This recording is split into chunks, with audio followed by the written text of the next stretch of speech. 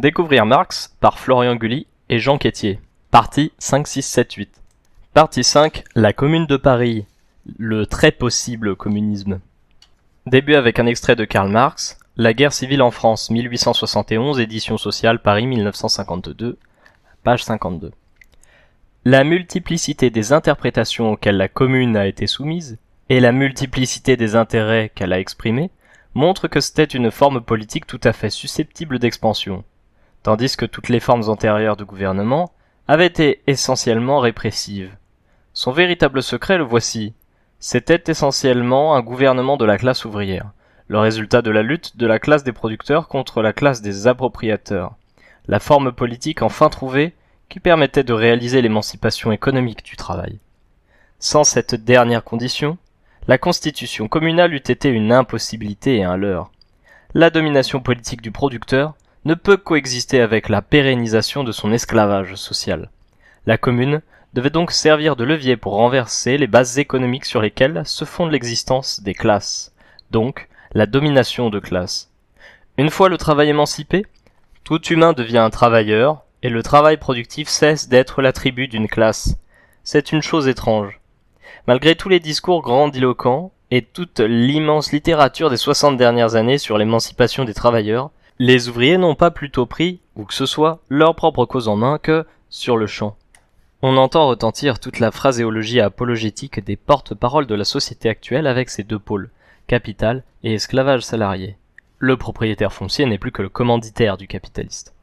Comme si la société capitaliste était encore dans son plus pur état d'innocence virginale, sans qu'aient été encore développées toutes ses contradictions, sans qu'aient été encore dévoilés tous ses mensonges, sans qu'ait encore été mis à nu son infâme réalité. La commune, s'exclame-t-il, entend abolir la propriété, base de toute civilisation. Oui, messieurs, la commune entendait abolir cette propriété de classe, qui fait du travail du grand nombre la richesse de quelques-uns. Elle visait à l'expropriation des expropriateurs.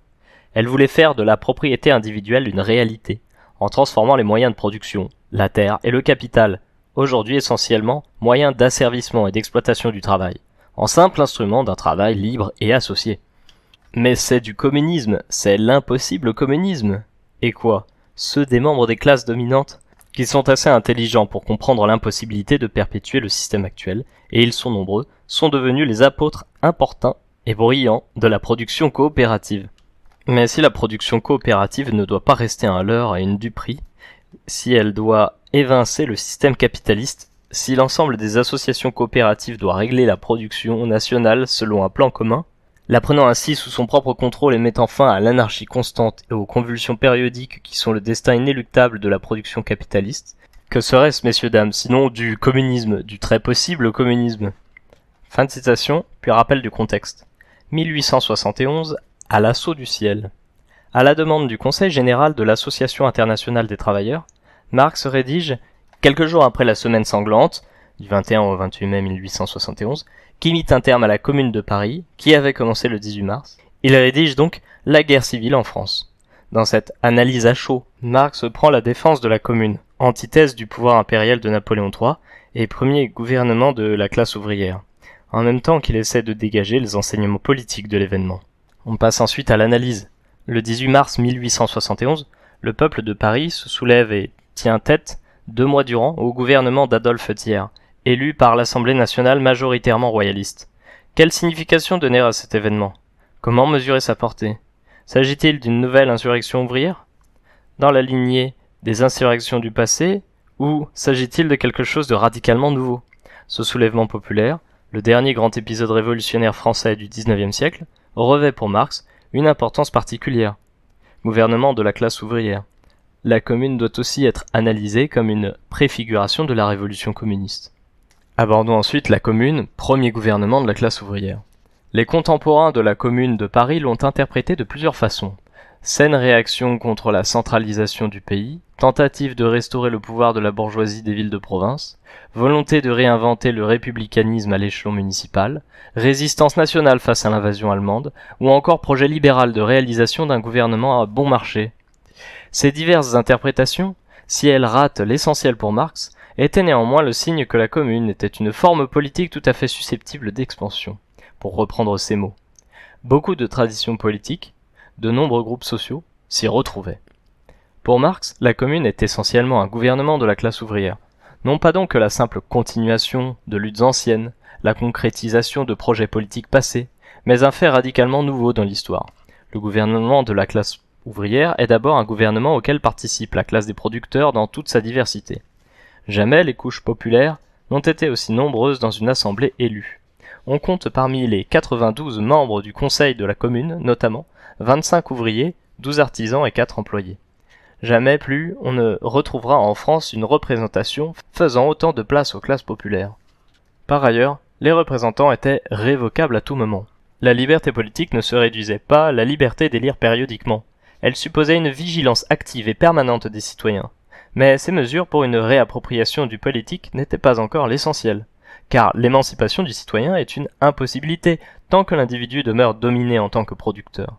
Tant que la République s'arrête aux portes de l'atelier, tant que la propriété privée des moyens de production demeure un pouvoir exorbitant, la liberté politique demeure inachevée. La Commune a tenté de s'attaquer à la domination de classe. Elle a tenté de réaliser l'émancipation économique du travail. Le 16 avril 1871 fut décidée la remise aux associations d'ouvriers, sous réserve de compensation, de tous les ateliers ou fabriques qui avaient été fermés, que les capitalistes en question aient disparu ou qu'ils aient préféré suspendre le travail.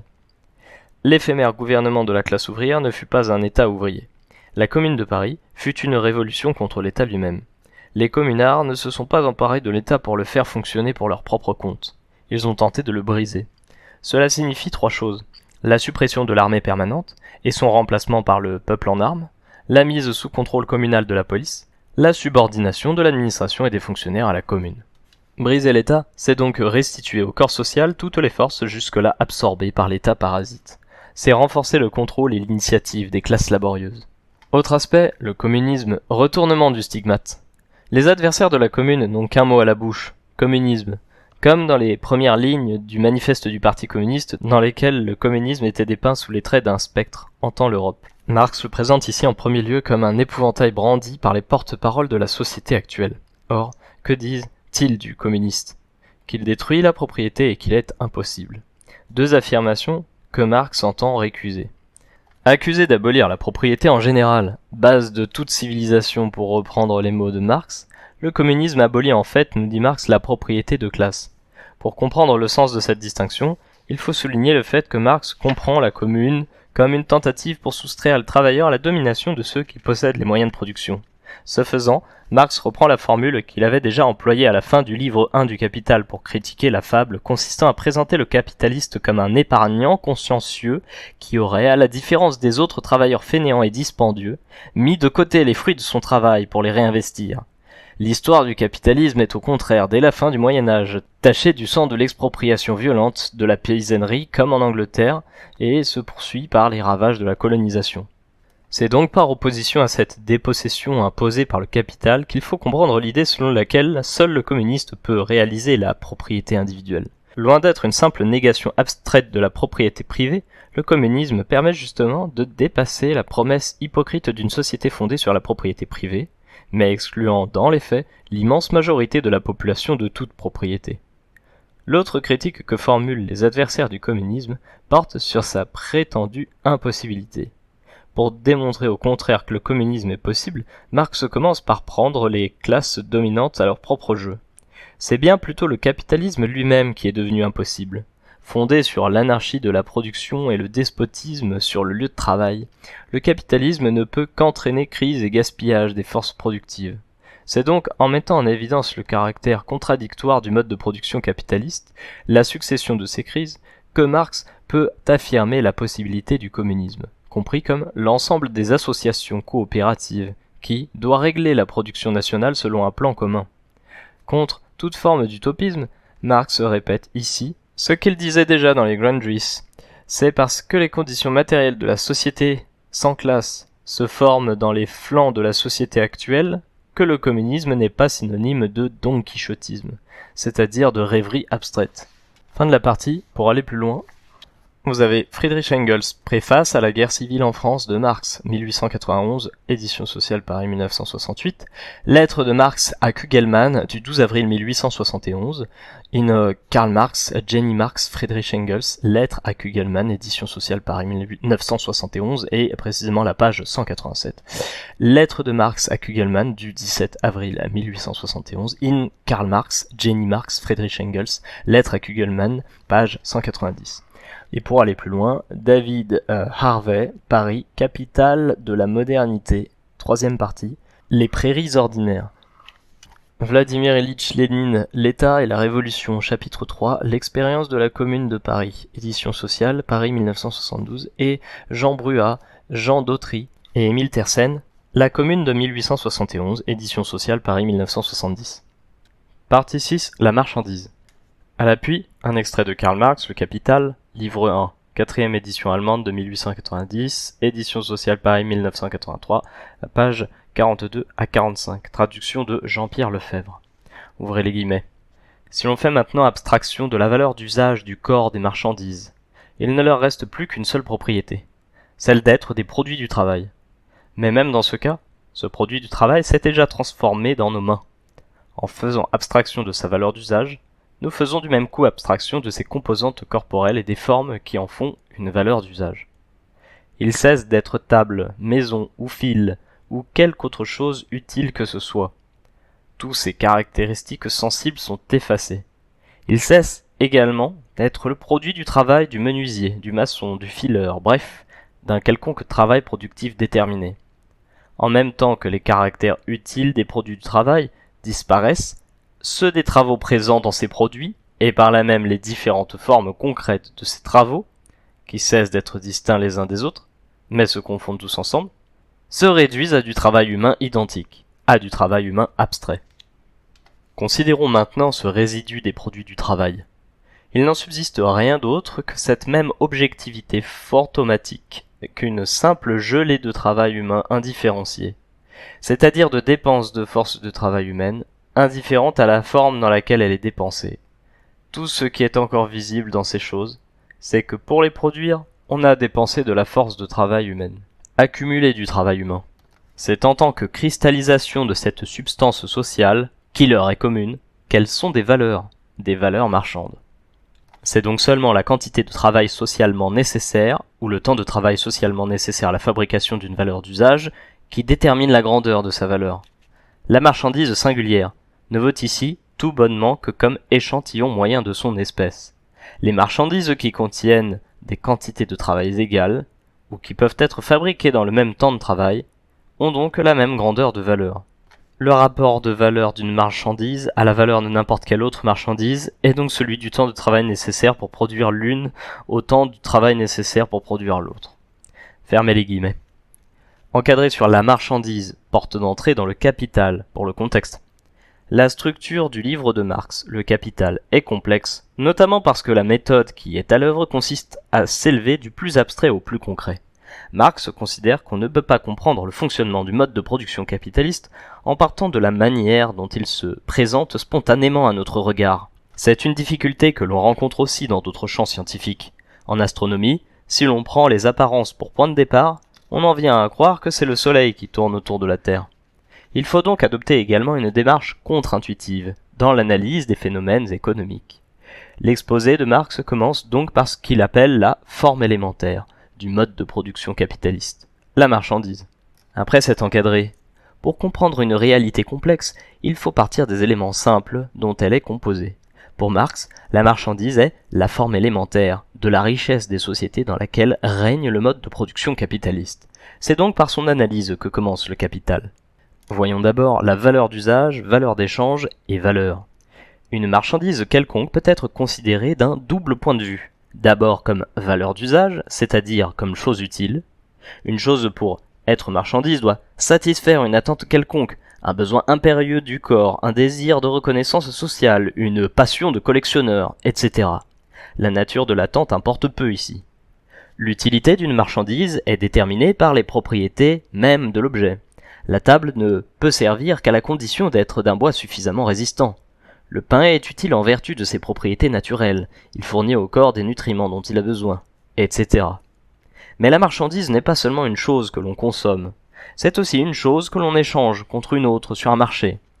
Elle entre alors en rapport avec d'autres marchandises, et non plus seulement avec des besoins humains. Telle quantité de fil s'échange contre telle quantité de pain, telle quantité de table, etc.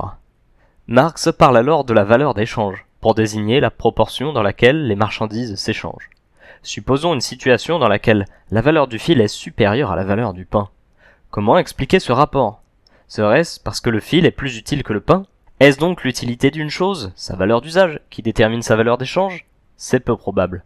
Une marchandise peut être très utile, alors même que sa valeur est faible. C'est le cas du pain. Et à l'inverse, une marchandise peut être de faible utilité, alors que sa valeur est élevée. C'est le cas du diamant. Serait-ce parce que les propriétés physiques, chimiques, etc. d'une marchandise ont plus de valeur que celles d'une autre? Mais la comparaison des propriétés des marchandises ne mène nulle part. Elles sont souvent incomparables. Une tonne de fer et un grain de riz n'ont presque rien en commun. Le pain et la table partagent peu de propriétés. Rien dans la marchandise ne la rend comparable à une autre, ni son utilité, ni ses qualités naturelles. Et pourtant, la comparaison a lieu sur le marché. Si deux choses sont comparables, ce n'est peut-être donc que parce que chacune renvoie à une même troisième chose. Et cette chose, dit Marx, c'est le travail. Fer, riz, pain, table, etc. Autant de marchandises, autant de produits du travail. Ni son utilité ni ses qualités naturelles ne permettent donc de fonder l'échangeabilité de la marchandise. Le dénominateur commun aux marchandises qui rend possible leur échange est le travail. Il constitue ce que Marx nomme la valeur de la marchandise. C'est donc en faisant abstraction de leur valeur d'usage qu'on peut espérer mesurer la valeur des marchandises. Ensuite, voyons mesurer la valeur d'une marchandise. L'unité de mesure qui va servir d'étalon pour quantifier la valeur des marchandises, c'est le temps.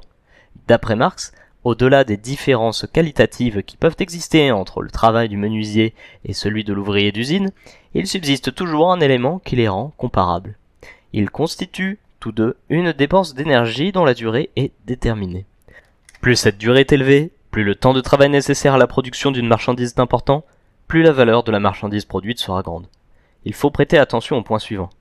Le temps de travail, qui sert de mesure à la valeur d'une marchandise, n'est pas le temps de travail qui a véritablement été dépensé pour la produire. La valeur de la chaise sur laquelle je suis assis n'est pas déterminée par le temps qu'il a fallu à ce travailleur en particulier pour produire cette chaise en particulier. Il est déterminé par le temps de travail socialement nécessaire à la production d'une chaise de ce type. Le temps de travail socialement nécessaire est le temps de travail qu'il faut pour faire apparaître une valeur d'usage quelconque dans les conditions de production normales d'une société donnée et avec le degré social moyen d'habileté et d'intensité du travail, nous dit Marx. Cette précision permet de répondre à l'objection dite du travailleur fainéant ou malhabile. S'il faut 2 fois plus de temps à un tel travailleur pour produire le même type de chaise, cela ne signifie pas que la chaise en question ait une valeur 2 fois plus grande. La valeur de la chaise n'est pas calculée à partir du temps de travail qu'il a fallu à cet individu en particulier pour la produire. Elle est calculée à partir du temps de travail qu'il faut en moyenne pour produire ce type de chaise. Il reste cependant une seconde difficulté à résoudre. S'il est possible de comparer la valeur d'une chaise et la valeur de 10 chaises en se fondant sur le temps de travail socialement nécessaire à leur production, n'est-ce pas uniquement parce que le travail requis pour les produire est de même nature? On objectera par exemple que le travail d'un ouvrier professionnel est plus complexe que celui d'un ouvrier spécialisé. Faut-il néanmoins en conclure qu'ils produisent chacun la même quantité de valeur en un temps donné? Non, d'après Marx. Mais la valeur qu'ils produisent n'en est pas moins comparable d'un point de vue quantitatif. Il considère qu'une marchandise aura beau être le produit du travail le plus complexe possible, sa valeur le met en parité avec un produit de travail simple. Nous dit Marx. Autrement dit, le travail complexe est toujours réductible à une certaine quantité de travail simple, à une dépense déterminée d'énergie physique et intellectuelle. La mesure de la valeur par le temps de travail n'a de sens que parce que les différents producteurs de marchandises ne produisent pas pour leur propre consommation. C'est la spécificité de la production marchande. Mais pour échanger les produits de leur travail contre d'autres marchandises. En cela, la détermination de la valeur par le temps constitue d'après Marx le cœur de la production marchande sur laquelle se fonde le mode de production capitaliste. Fin de la partie. Pour aller plus loin, vous avez autre texte de Marx et Engels. Karl Marx, Contribution à la critique de l'économie politique, chapitre 1. Lettre de Marx à Kugelmann du 11 juillet 1868, in Karl Marx, Jenny Marx, Friedrich Engels, lettre à Kugelmann, édition sociale, page 101. dans l'édition de 1971. Et aussi David Harvey pour lire Le Capital, chapitre 1, La marchandise et l'échange. La ville brûle, Paris 2012, pages 24 à 58. Aussi Michael Henrich, Comment lire Le Capital de Marx, chapitre 1, Smolny, Toulouse 2015. Isaac Rubin, Essai sur la théorie de la valeur de Marx, chapitre 8, Caractéristiques fondamentales de la théorie de la valeur de Marx, édition Sileps, Paris 2009. Et enfin, Jim Stanford, Petit cours d'autodéfense en économie, l'ABC du capitalisme, chapitres 5, 6 et 7, édition Lux, Montréal 2011. Partie 7, la survaleur. Début avec un extrait de Karl Marx et Salaire, Prix et profit, 1865, édition sociale Paris 1955, page 47. Ouvrez les guillemets. En achetant la force de travail de l'ouvrier et en la payant à sa valeur, le capitaliste, comme tout autre acheteur, a acquis le droit de consommer la marchandise qu'il a achetée ou d'en user. On consomme la force de travail d'un humain ou on l'utilise en le faisant travailler, tout comme on consomme une machine ou on l'utilise en la faisant fonctionner. Par l'achat de la valeur journalière ou hebdomadaire de la force de travail de l'ouvrier, le capitaliste a donc acquis le droit de se servir de cette force, de le faire travailler pendant toute la journée ou toute la semaine. La journée ou la semaine de travail a, naturellement, ses limites, mais nous examinerons cela de plus près par la suite. Pour l'instant, je veux attirer votre attention sur un point décisif. La valeur de la force de travail est déterminée par la quantité de travail nécessaire à son entretien ou à sa production. Mais l'usage de cette force de travail n'est limité que par l'énergie agissante et la force physique de l'ouvrier. La valeur journalière ou hebdomadaire de la force de travail est tout à fait différente de l'exercice journalier ou hebdomadaire de cette force. Tout comme la nourriture dont un cheval a besoin et le temps qu'il peut porter son cavalier sont deux choses tout à fait distinctes. La quantité de travail qui limite la valeur de la force de travail de l'ouvrier ne constitue en aucun cas la limite de la quantité de travail que peut exécuter sa force de travail. Prenons l'exemple de notre ouvrier fileur. Nous avons vu que pour renouveler journellement sa force de travail, il lui faut créer une valeur journalière de 3 shillings, ce qu'il réalise par son travail journalier de 6 heures. Mais cela ne le rend pas incapable de travailler journellement 10 à 12 heures ou davantage. En payant la valeur journalière ou hebdomadaire de la force de travail de l'ouvrier fileur, le capitaliste s'est acquis le droit de se servir de celle-ci pendant toute la journée ou toute la semaine. Il le fera donc travailler, mettons, 12 heures par jour, au-dessus des 6 heures qui lui sont nécessaires pour produire l'équivalent de son salaire, c'est-à-dire de la valeur de sa force de travail. Le fileur devra donc travailler 6 autres heures que j'appellerai les heures de surtravail, lequel surtravail se réalisera en une survaleur et un surproduit. Fermez les guillemets. Vient maintenant en encadré pour le contexte, expliquer le capitalisme aux travailleurs. La brochure intitulée Salaire, prix et profit, souvent considérée comme un classique du marxisme, est à l'origine le texte d'une conférence tenue par Marx en juin 1865 devant le Conseil général de l'Association internationale des travailleurs. Publiée pour la première fois en 1898 par la fille de Marx, Éléanore, elle entendait exposer dans un article clair et pédagogique le secret de la production capitaliste aux travailleurs du monde entier. La production de survaleur. Fin de l'encadré. Comment expliquer le profit réalisé par le capitaliste ? Sa source principale réside-t-elle, pour le capitaliste, dans le fait de vendre les marchandises produites par ses salariés à un prix plus élevé que le coût réel de production de ces marchandises ? Ou bien dérive-t-il d'une autre source, plus difficilement identifiable ? S'il n'est pas faux de dire que le capitaliste réalise souvent des marges importantes, là n'est pas pour Marx le cœur de l'explication du profit. Voyons d'abord travail et force de travail. Avant d'examiner en détail ce qui constitue la source du profit du capitaliste, il est nécessaire de rappeler ce qui constitue, d'après Marx, le fondement de ce lien mystérieux entre capital et travail. Nous avons vu dans l'analyse du texte précédent que la valeur d'une marchandise pouvait être mesurée par le temps de travail socialement nécessaire à sa production. Or, le rapport salarial constitue lui-même une forme d'échange marchand. Sur le marché du travail, le travailleur vend au capitaliste l'usage de sa force de travail pour une durée déterminée. L'expression « force de travail » peut surprendre. On pourrait en effet croire à première vue que le travailleur ne vend pas au capitaliste sa force de travail, mais son travail à proprement parler. Le capitaliste achèterait alors le travail effectué par le salarié pendant, par exemple, une journée de 8 heures. L'échange se faisant toujours entre des valeurs égales, l'ouvrier obtiendrait, sous forme de salaire, l'équivalent de la valeur qu'il aurait produite au cours de la journée. Mais c'est alors l'existence même du profit qui deviendrait inexplicable. Si le capitaliste cède sous forme de salaire la valeur qu'il reçoit du travail, il n'y a pas d'accroissement du capital. Ce que le capitaliste achète, en réalité, ce n'est justement pas le travail qu'effectue le salarié. Ce que le capitaliste paye, c'est la force de travail du travailleur. La valeur de cette force de travail est mesurée, comme celle de toute autre marchandise, par le temps de travail nécessaire à sa production. En l'occurrence, par la quantité de biens, aliments, vêtements, etc., que le travailleur doit consommer pour être en état de retourner au travail le jour suivant. Cela ne veut pas dire que le salaire du travailleur soit toujours exclusivement un salaire de subsistance. Des déterminants sociaux, la lutte des classes notamment, mais aussi la croissance, peuvent permettre de diminuer ou d'accroître la valeur de la force de travail. Il faut donc bien comprendre que lorsque le capitaliste achète la force de travail du salarié, il n'achète ni le travailleur lui-même, sans quoi on aurait affaire à de l'esclavage et non à du salariat, ni le travail du salarié. Le capitaliste achète l'usage temporaire d'une puissance. Ensuite, voyons survaleur et surproduit. Pourquoi est-il important de faire cette distinction entre achat du travail et achat de la force de travail ? Cela ne revient-il pas au même ? Et, si cette distinction est fondée, comment expliquer que dans la vie de tous les jours, chaque salarié s'imagine que c'est son travail et non sa force de travail qu'il vend ? D'après Marx, s'il est décisif de montrer que le capitaliste achète bel et bien la force de travail du salarié, c'est parce qu'il existe un décalage entre la valeur de la force de travail et la valeur du travail réellement effectué par le salarié. Encore une fois, Marx suppose, à ce niveau de l'examen, que les marchandises sont vendues à leur véritable valeur, et que le capitaliste n'escroque pas directement le salarié en achetant sa force de travail à un prix inférieur à sa valeur. Cela ne veut pas dire que, par ailleurs, cette escroquerie n'existe pas, elle aussi, dans la réalité. Mais Marx entend expliquer le profit du capitaliste sans même avoir recours à cette idée d'escroquerie.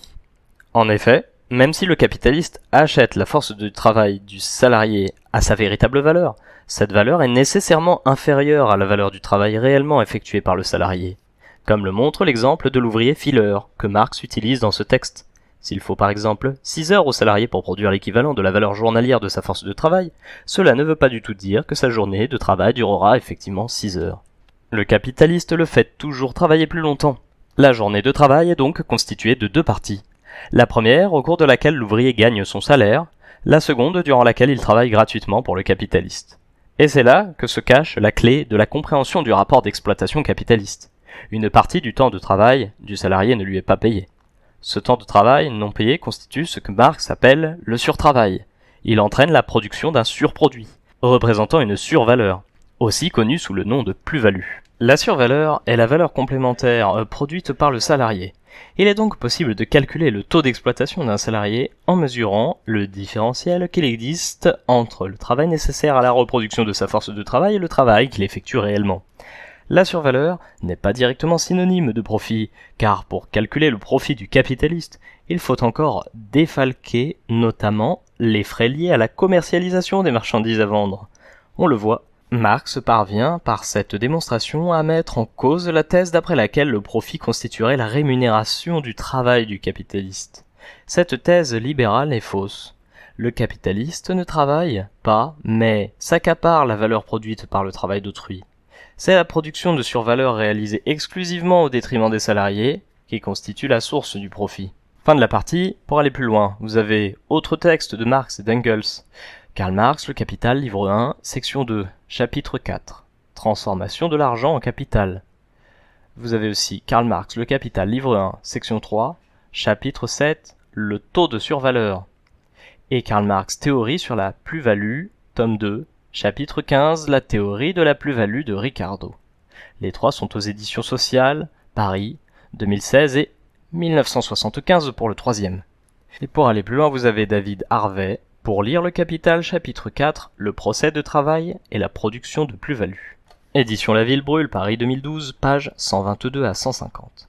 Vous avez Pierre Salama et Tran Hai Hac, Introduction à l'économie de Marx, chapitre 2, L'exploitation capitaliste. Paris La Découverte, 1992.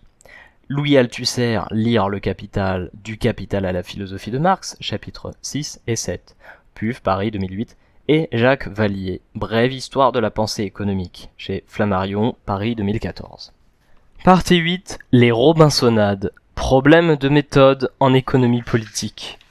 Extrait de Karl Marx, introduction aux Grundrisse, dite de 1857, une contribution à la critique de l'économie politique. Les éditions sociales, Paris 2014, page 31, traduction de Guillaume Fondu et Jean Quétier. Ouvrez les guillemets. L'objet de la présente étude, c'est tout d'abord la production matérielle, des individus produisant en société, donc une production socialement déterminée des individus. C'est là naturellement le point de départ. Le chasseur et le pêcheur, singuliers et singularisés, avec lesquels débutent Smith et Ricardo, appartiennent aux fictions sans imagination de la Robinsonade du XVIIIe siècle, fiction qui n'exprime en aucun cas, comme l'imaginent quelques historiens de la culture, une simple réaction contre un raffinement excessif et un simple retour à la vie naturelle mal comprise. Pas plus que le contrat social de Rousseau, qui met en rapport et en lien les sujets qui par nature sont indépendants, au moyen du contrat, ne repose sur un tel naturalisme. C'est là une apparence, la simple apparence esthétique, des petites et des grandes Robinsonades. C'est bien plutôt l'anticipation de la société civile bourgeoise, qui se préparait depuis le XVIe siècle, et fit au XVIIIe siècle des pas de géant vers sa maturité. C'est dans cette société de libre concurrence que l'individu singulier apparaît détaché des liens naturels, etc., qui font de lui, à des époques historiques antérieures, l'élément accessoire d'un conglomérat humain déterminé et limité. Dans la tête des prophètes du XVIIIe siècle, sur les épaules desquels se tient encore complètement Smith et Ricardo, cet individu du XVIIIe siècle, produit d'une part de la dissolution des formes de société féodale, et d'autre part des forces productives, qui connaissaient un développement nouveau depuis le XVIe siècle, apparaît comme un idéal dont l'existence serait une existence passée, non pas comme un résultat historique, mais comme le point de départ de l'histoire, et cela parce qu'il leur apparaît comme l'individu naturel, conforme à leur représentation de la nature humaine, non pas comme un individu issu de l'histoire, mais comme un individu posé par la nature. Fermez les guillemets. Tout d'abord, des notes de bas de page, sur Adam Smith, né en 1723 et mort en 1790, et David Ricardo, né en 1772 et mort en 1823. Ils sont les deux représentants les plus célèbres de l'économie politique classique. Si Marx a critiqué ces deux économistes libéraux, il leur a aussi reconnu un mérite, celui d'avoir fait du travail, et non de l'argent ou de la terre, la source de la valeur. Les exemples cités par Marx, celui du chasseur et celui du pêcheur, examinés en dehors de tout rapport social, et échangeant naturellement des marchandises dans un prétendu état primitif de la société, proviennent de leurs deux principaux ouvrages, La richesse des nations d'Adam Smith et Des principes de l'économie politique et de l'impôt de David Ricardo. En deuxième note de bas de page, on s'arrête sur Jean-Jacques Rousseau, né en 1712 et mort en 1778. Dans son ouvrage intitulé Du contrat social, il expliquait la constitution de la communauté politique par l'abandon d'un prétendu état de nature primitif, composé d'individus isolés, à travers la conclusion d'un pacte social rassemblant ces différents individus en un peuple. Enfin, troisième note de bas de page, on s'arrête sur l'expression de Marx, société civile bourgeoise. Sur ce terme, nous renvoyons à l'analyse du texte 1, La lutte des classes, page 17, et en l'occurrence dans ma lecture audio, au premier épisode. Vient ensuite une remise en contexte, avec l'introduction de 1857, question de méthode. L'introduction générale à la critique de l'économie politique, qui figure en tête du manuscrit que l'on nomme les Grundrisse, rédigé par Marx en 1857, ouvre la première version de son projet de critique de l'économie politique, qu'il n'aura de cesse de retravailler jusqu'à la fin de sa vie. Très rapidement, Marx renoncera à faire précéder son ouvrage de considérations générales et préférera entrer directement dans le vif du sujet, en commençant par son analyse de la marchandise. Cette introduction, pourtant riche d'indications concernant la méthode employée par Marx, ne sera publiée qu'après sa mort. Venons maintenant à l'analyse du passage. Marx essaie d'expliquer la production matérielle. Celle-ci est la base de la structure sociale, c'est-à-dire le point de vue non exclusif mais le plus significatif pour comprendre une société. Dans ce texte, Marx pose une question de méthode. Quel point de départ permet de rendre intelligible la production de la société ? Faut-il partir de l'individu et des relations qu'il va engager avec les autres ? Ou faut-il au contraire considérer l'individu lui-même comme produit par la société dans laquelle il vit ? Abordons les Robinsonades. Marx va prendre le contre-pied de certaines théories économiques et politiques nées au siècle des Lumières. Pour comprendre la société, ces théories partent de l'individu isolé et se demandent pourquoi et comment il va entrer en relation avec d'autres individus isolés, jusqu'à constituer un ensemble que l'on nommera société. L'individu est premier, il est ce qu'il est par lui-même. La relation est seconde, produit des volontés individuelles. La société est donc le fruit d'un contrat. Marx choisit de nommer ce schéma théorique Robinsonade, en référence au roman de Daniel Defoe, publié en 1719, Robinson Crusoe. Le roman présente un individu isolé, un naufragé sur une île, luttant pour sa survie, et finissant par faire société avec un autre homme, Vendredi. Ce scénario littéraire va irriguer les théories économiques et la philosophie politique. Comment Adam Smith, l'un des représentants les plus célèbres de l'économie politique classique, explique-t-il les rapports sociaux ? Il part de l'individu isolé, par exemple un chasseur, et se demande ce qui a pu le pousser à entrer en relation avec d'autres. La situation est apparemment simple. Deux individus font société parce qu'ils y ont intérêt. Donnez-moi ce dont j'ai besoin, et vous aurez, de moi, ce dont vous avez besoin vous-même. Tel est le marché conclu par exemple entre les chasseurs et les forgerons, le premier fournissant au second du gibier, contre des armes. La philosophie politique de Hobbes à Rousseau a recours au même schéma contractuel. La société et l'État naîtraient d'un contrat passé entre individus naturellement séparés prenant progressivement conscience du fait que l'état de nature dans lequel ils vivent ne saurait garantir leur sécurité. Vient la partie, la société comme point de départ de l'analyse. Marx va proposer de prendre les choses à l'envers. Plutôt que de considérer l'individu comme le point de départ de son analyse, il le considère comme un résultat. Plutôt que d'imaginer qu'il a d'abord existé des individus isolés qui se sont ensuite rassemblés pour faire société, Marx pose la société comme étant le fait primordial. L'individu ne se comprend qu'à partir des groupes auxquels il appartient. S'il parle une langue déterminée, c'est parce qu'il est né dans telle ou telle communauté. S'il a tel caractère, c'est parce qu'il a grandi dans une famille donnée, etc. Jamais l'individu n'est une réalité première, il est un résultat. Et c'est particulièrement vrai lorsqu'on envisage la production matérielle. Celle-ci est toujours socialement déterminée, c'est-à-dire collective. Les individus naissent et s'inscrivent dans des rapports sociaux qu'ils ne choisissent pas. Esclavage, servage, salariat, coopération. Dans certaines sociétés antiques, par exemple, la production est prise en charge par des esclaves, c'est-à-dire qu'elle ne s'explique qu'à partir de la relation maître-esclave. On est bien loin du chasseur primitif échangeant librement son gibier contre une autre marchandise. Sous-partie suivante de l'analyse, l'individu est produit par l'histoire. Ce que Marx reproche précisément aux Robinsonades, ce n'est pas d'affirmer l'existence d'individus isolés et condamnés à l'échange marchand. Ce qu'il leur reproche, c'est de ne pas voir que cette existence est le résultat et non le point de départ de l'histoire. L'erreur est de croire que cet état de choses, l'individu séparé, est naturel, alors qu'il est advenu progressivement dans l'histoire. La situation dans laquelle un travailleur libre, c'est-à-dire qui n'est pas, comme l'esclave, la propriété d'un autre et qui n'a d'autre choix que de travailler pour survivre, vendant sa force de travail à un capitaliste, n'a pas toujours existé. Comme le rappelle Marx, cette situation est relativement récente.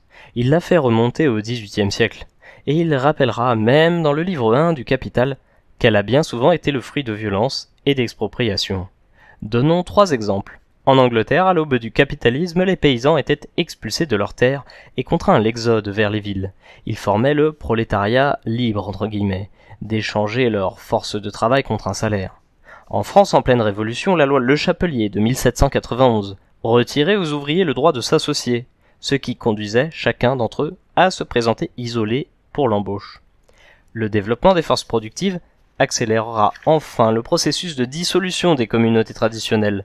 L'invention du métier à tisser mécanique sonnait le glas du trissage artisanal à domicile, obligeant les tisserands à se salarier dans les manufactures. On voit alors le problème des Robinsonades. Elles constituent des obstacles à la compréhension et à la transformation des rapports sociaux. En prenant la société actuelle pour la société naturelle, entre guillemets, les Robinsonades laissent à croire qu'il ne saurait y avoir d'autre société que capitaliste. Le capitalisme aurait toujours existé, il serait l'expression de la nature humaine, entre guillemets. Loin d'être une indication méthodologique secondaire, la critique de Marx permet d'affirmer que le capitaliste n'est pas le fin mot de l'histoire, et que d'autres modes de production sont possibles. Aujourd'hui encore, les représentants de l'économie dominante, dite néoclassique, s'appuient très largement sur cet individualisme méthodologique que l'on trouvait déjà chez Smith et Ricardo. La critique formulée par Marx reste donc d'une actualité brûlante. Pour finir, vous aurez d'autres textes de Marx et d'Engels. Karl Marx, Misère de la philosophie, partie 2. Karl Marx, Le Capital, livre 1, section 1, chapitre 1, sous-chapitre 4. Et Friedrich Engels, Anti-Dühring, partie 2, chapitre 1. Les trois sont aux éditions sociales de Paris. 1977 pour le premier et le troisième, et 2016 pour le deuxième. Pour aller plus loin, vous aurez Lucien Sève, L'homme, point d'interrogation, chapitres 2 et 3, La dispute, Paris 2008. Étienne Balibar, La philosophie de Marx, chapitre 2, La découverte, Paris 2014. Guillaume Fondu, Hétérodoxie et critique de l'économie politique, In Marx Politique, La dispute, Paris 2015. Et Annexe in Karl Marx, Contribution à la critique de l'économie politique, édition sociale, GEM, Paris 2014, page 232.